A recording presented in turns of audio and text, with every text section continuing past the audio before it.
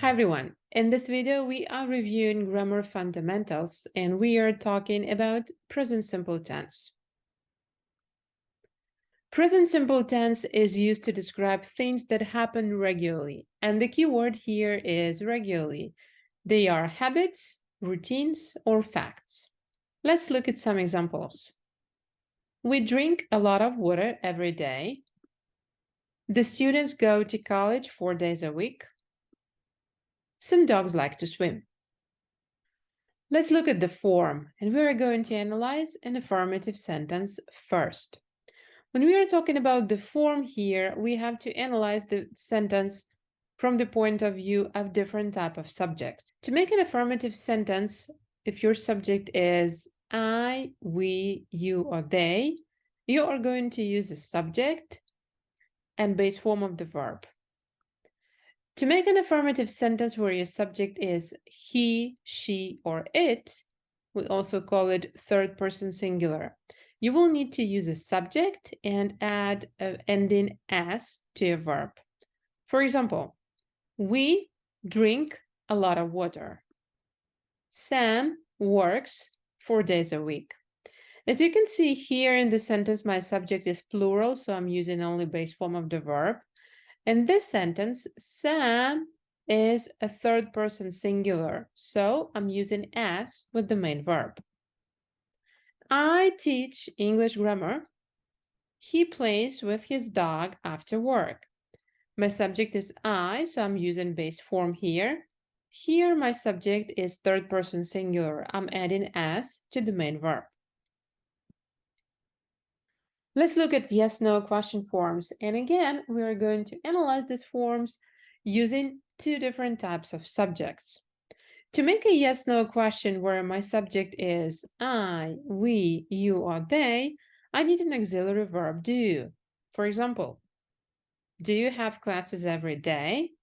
Example answer would be yes, I do. That's an affirmative answer. To make a yes/no question with the subject he, she, or it, I need to use an auxiliary verb does. For example, does Sam have children? Yes, he does. Another example, do students have tests every week? Possible negative answer is no, they don't. Students is plural. The corresponding pronoun is they, so I'm using do. Does Mary like fish? Mary is a subject which is a third person singular. That's why I'm using does. The possible negative answer is no, she doesn't. Let's look how to make information questions in present simple. And as you remember, information questions are the questions that begin with the question word, such as what, when, how, where, and some others. To make an information question or in a sentence where your subject is I, we, you, or they, you will use a question word, you will use an auxiliary do, a subject, and a verb. To make an information question where your subject is he, she, or it, you will use a question word, auxiliary does, subject, and a verb. For example, when do you have classes? How often does Sam go to the gym? Why do students have tests? Where does Mary work? Let's look how to form a negative sentence. To make a negative sentence where your subject is I, we, you, or they, you need to use an auxiliary do and negative particle not. You remember that in writing, we do not use contractions, so we use the full form, do not. In spoken language, you can use a contraction, don't. To make a negative sentence where your subject is he, she, or it, you need to use an auxiliary verb does and a negative particle not. Let's look at some examples. The students don't have tests every week. Sam doesn't go to the gym in the evening. I don't like cold weather. Mary doesn't like fish. All right, let's practice.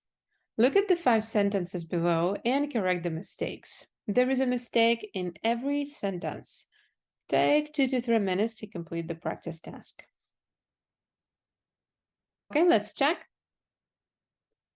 Sentence number 1, I usually drive because my subject is I. Number 2, my dog always sleeps. I need to add a present simple ending s to the verb because my subject is a dog, third person singular.